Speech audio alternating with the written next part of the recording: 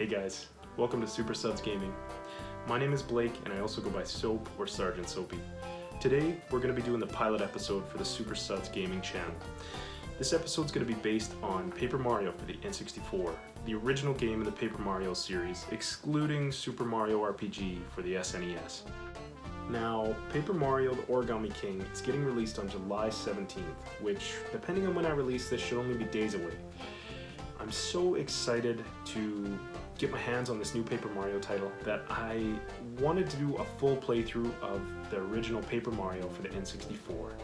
But instead of releasing an 8+ hour Let's Play, I think I'm going to cut it back and I'm going to do a list of my top 10 favorite things from the original Paper Mario.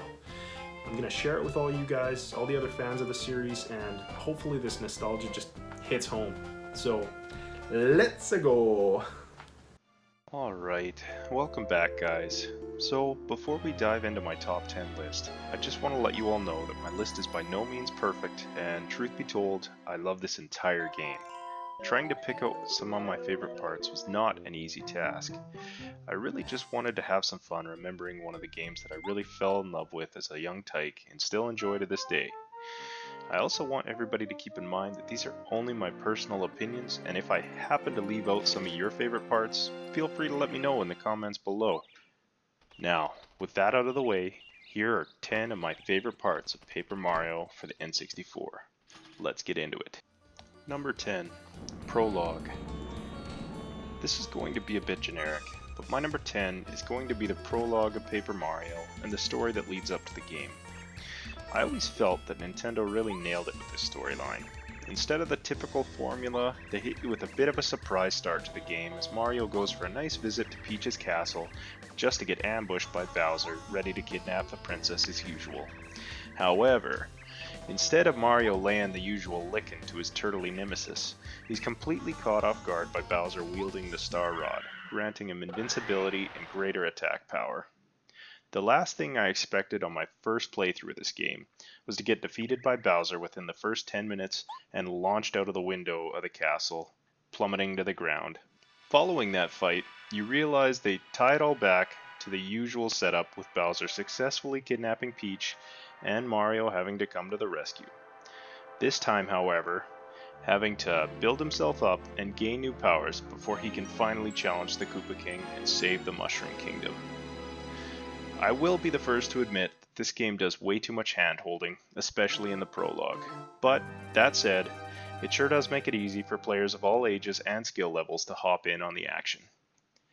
I also really like the unique interactions between Mario and all the NPCs, ranging from many different games of the series as both enemies and friends.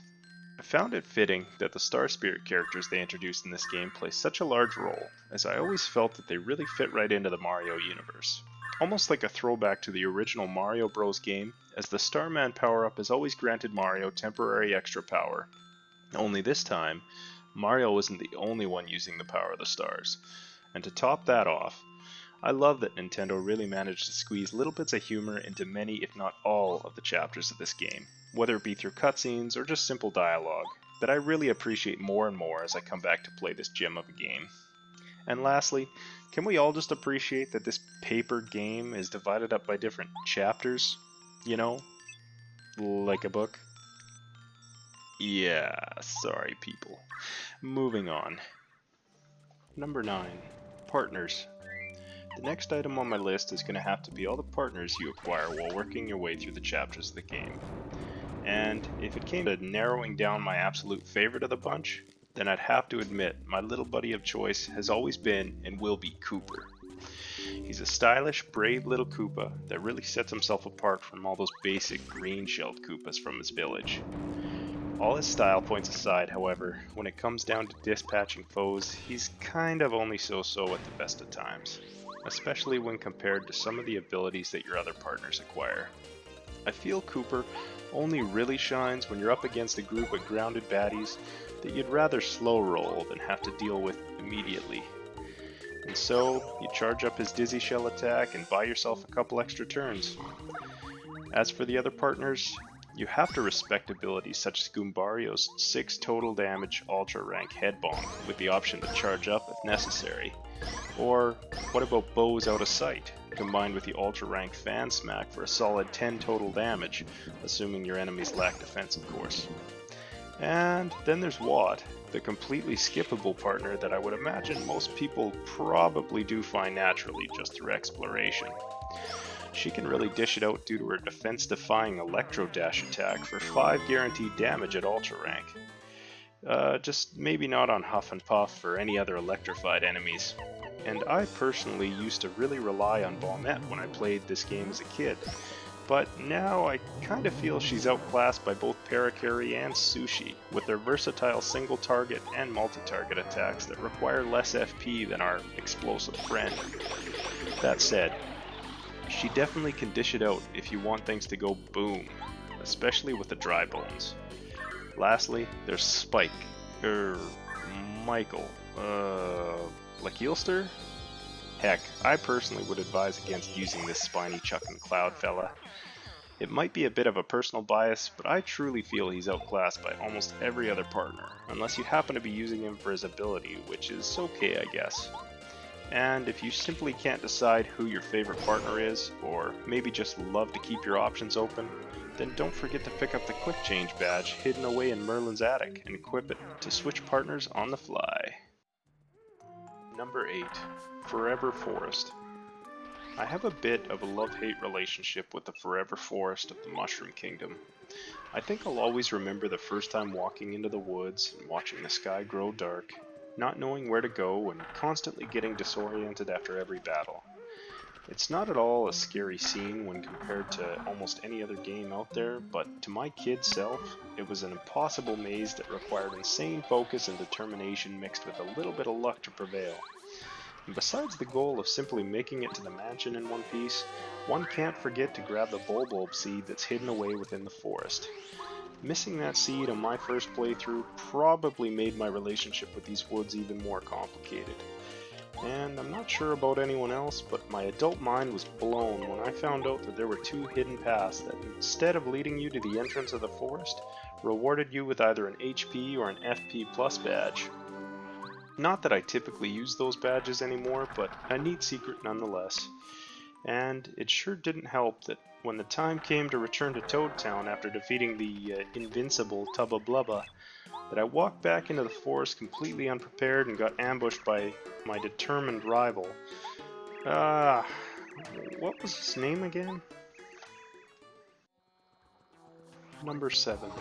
Dry Ruins. Now, although all the different regions of the Mushroom Kingdom are unique in their own way, one of the spots that stuck out for me would have had to have been the Dry Desert, or more specifically, the Dry Ruins. First of all, I have to shout out my lovely wife Cassandra for mapping out the entire Dry Desert on her most recent playthrough of the game, all because I mentioned that I had never fully explored it because it used to intimidate me as a kid. She even came across a few things that I never knew about growing up, and I have been referencing her homemade guide ever since. But now, back to why the ruins made my top 10 list. The main reason that I loved the Dry Ruins was that there was so much mystery surrounding them. Just trying to figure out how to find Mustafa was a chore in itself in my original playthrough, and then, after you have proven yourself as a nice guy, and you take the well-guarded pull stone and place it in its rocky pedestal, you get to witness the huge paper ruins rise from the sand as the secrets of the desert unfold in front of your eyes. Sorry, more bad puns. Anyway, as you take your first steps into these newly discovered ruins, you are swiftly greeted with a ghostly warning, which, for some reason, only made me want to explore the ruins even more. And on a little side note, how many of you managed to find this little gem on your first playthrough? Because I sure didn't. I mean, it's a terrible badge, unless you really want to tiptoe your way through the game, but another cool secret regardless. Number 6. Shy Guy's Toy Box. Oh, the toy box. Now, this is one of those areas that easily could have made it up higher on my list. But with so many good things about this game, I'll just have to be content with where I placed it. Now, who didn't love returning to Toad Town after escaping Forever Forest, only to find all those crazy Shy Guys running rampant around town, causing all kinds of trouble? I know I sure did. I remember always having to explore all the little nooks and crannies, shout out to Tom and the boys, and give every one of the masked mischief makers a good old whack with my hammer. And I can't forget the struggle of trying to figure out how to find the entrance of the toy box for the first time. If only I'd spent more time talking to nearby NPCs, I'm sure it would have been a breeze. And if that wasn't bad enough, I won't even bother mentioning how long it took me to figure out how to get the train back on the tracks. Let's just say there were many trips into and back out of the toy box for no reason. Aside from those few hiccups, I really enjoyed most of the puzzles that came after in this chapter, as well as the 2 mini-boss fights in the toy box that I'm sure I'll mention a bit later in this video.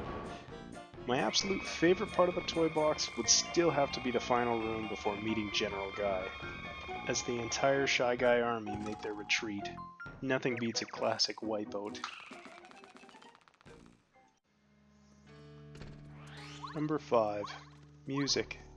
Now, the music of Paper Mario is something that easily could have deserved its own video.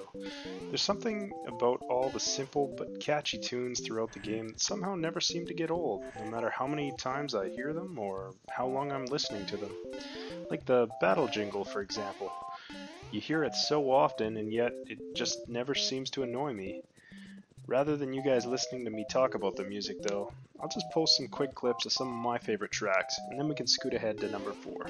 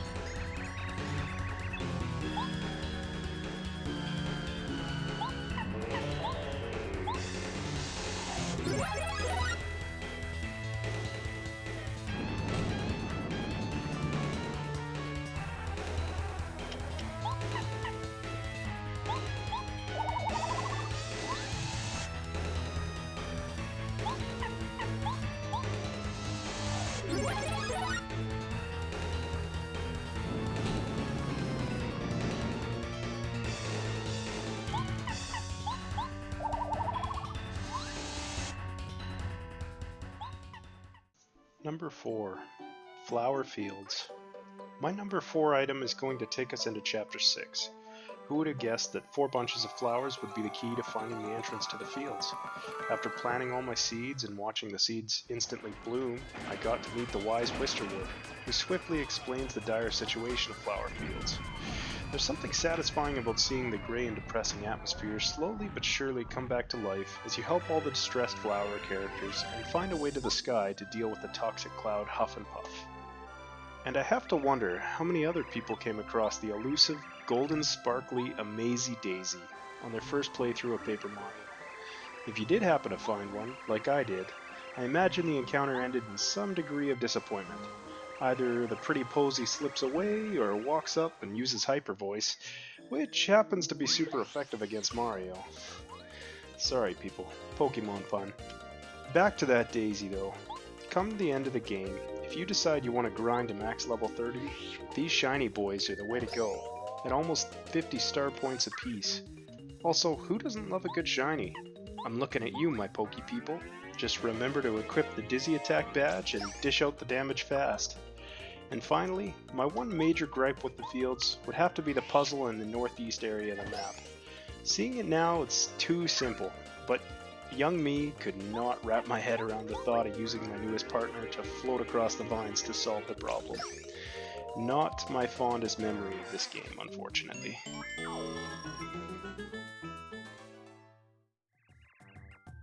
Number 3. Mount Lava Lava. I decided to give my number 3 spot to Mount Lava Lava, located on Lava Lava Island. But before I completely skip over the only Yoshi section of this game, I'd like to share my unique experience trekking through the jungle during this playthrough. I was simply minding my own business, searching out some lost Yoshis when sploosh! I dived right into a damn soft lock. It was truly a first for me. I've played through this game many times over the years, but never have I ran into this. I know there are definitely a few other soft locks in Paper Mario, but never have I actually managed to trigger any of them. So I guess it was a bit of a neat experience, minus all the time lost that I will never get back, of course. So please let me know if any of you have naturally come across any soft locks that I should try to watch out for. Plus, it might make me feel a bit better knowing I'm not the only poor soul to lock up my game. Now, back to my number 3. After a quick visit with Raphael the Raven, the path to the volcano was built before my eyes. Can't help but enjoy watching Colorado rush forward, only to constantly fall into lava, run into dead ends, and get completely bodied by booby traps. Aside from watching Colorado's string of bad life choices, the whole atmosphere of Mount Lava Lava gets me excited. Whether it's dodging said booby traps, solving lava-related puzzles, or simply fighting off a barrage of unique fire-type enemies. And every time that I ran into that piranha plant that constantly scouts out your progress, it always helped build up the excitement for the boss that I knew was lying in wait. And let's face it, we all knew that the volcano was bound to erupt while we were still inside, and there's nothing like a good escape sequence after an awesome fight, even if it was a little bit scripted. Number 2. Penguin Murder Mystery. Well, we've made it to the number 2 spot on my list, which takes place in Shiver City, but only after finding Starborn Valley and speaking with Merle first. Upon returning to Shiver City to speak with the mayor, you are welcomed into his home, only to find out that he appears to have been murdered. Of course, it looks bad for Mario as he becomes the prime suspect in a penguin murder mystery. With no real evidence and only a shred of paper as a clue, you are released back into Shiver City, but not permitted to leave until the case is closed. As a kid, I really thought this game about a paper version of my favorite turtle stomping plumber had just taken a dark turn, and I was pretty shocked. But looking past the dark murder aspect, I couldn't help but think it was pretty cool that the whole city vibe changes when the news gets out. I suppose it wasn't exactly the hardest puzzle to solve, seeing how they keep you confined in a relatively small area, but still fun nonetheless. And then, the moment you realize the mayor just took a bit of a spill and had a quick power nap on the cool floor. I get it. When I pass out, one might think I was dead too.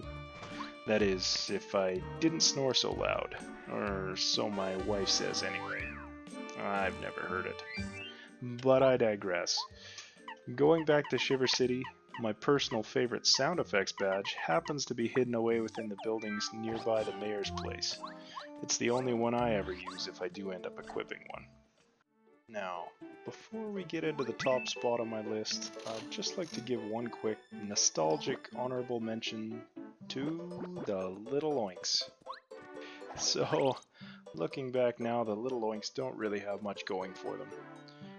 Unless you're willing to spend hundreds of coins for one, maybe two rare items such as a Repel Gel, a Jam and Jelly, or maybe an Ultra Shroom, but at the cost of scaring off the entire pen of Little Oinks you've worked so hard to gather. Beyond just the item farming, I can't help but remember the good old days playing this game with my younger sister, constantly checking to see who had the cooler looking Little Oinks. It was always awesome when one of us managed to hatch that golden piglet. Number 1. Boss Battles. So the time has come for the number 1 spot on my list, and although many parts of this game do share the same special spot in my heart, I'll admit my number 1 spot does take the cake. And no, it sure as hell was not the cake baking minigame in Peach's Castle. Young me could not count to 30 by Paper Mario standards. The true number 1 spot for me would have to be the boss fights. I imagine some of you knew this was coming, and it might be a bit stereotypical, but the boss fights in Paper Mario always got me so excited. With each boss being so unique from the last, and each one having their own theme music, it's hard not to get pumped up.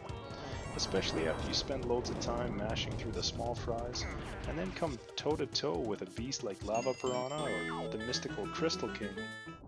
Heck, I even get excited fighting the Koopa Bros every time I play, even if they are just a group of Koopas with a side of swag. And what about the mini-bosses? They make for fun fights too. Like the first time you challenge the anti-guy guarding a random treasure chest in the toy box, and he completely wipes the floor with you. Or taking on the Dojo Master for the 5-star card. Good times. Plus, all the different bloopers, or huge can't see Koopa. And then, who can forget our determined little rival? What was his name again?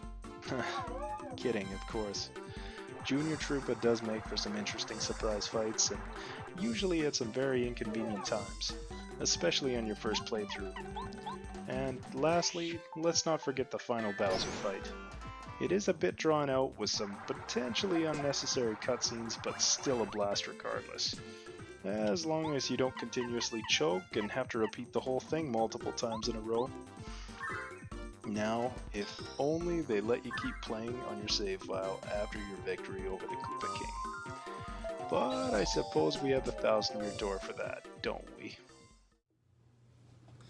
Well, I hope you all enjoyed checking out my top 10 favorite things about Paper Mario on the N64. I had a blast making this video for you guys, and I can't wait to make more content in the near future. Hopefully improving my video and editing skills along the way.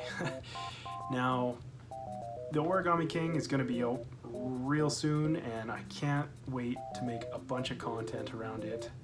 On top of that, I've been thinking about dabbling in some Pokemon Shield. I've been really into Pokemon lately, and I want to do some TCG openings if you guys would be interested in watching that, with Darkness Ablaze coming out in August and that new holiday set in September. And also, I would really love to start up a vintage series on this channel. Maybe we could do some throwback Let's Plays, or maybe just see how those old games hold up by today's standards. I might even be interested in learning a speed run. Mega Man X, Donkey Kong Country, some of my favorite games. A lot of those Super Nintendo games would be a blast to learn a speed run. And I'd love to hear from you guys. If there's anything I can try to improve upon for the next video, please let me know. I know I'm far from perfect, but I can't wait to keep getting better, and I look forward to seeing everybody in the future on this channel. So thanks again for stopping by Super Sudz Gaming. My name is Soap, and I hope to see you on the next one. Peace, guys.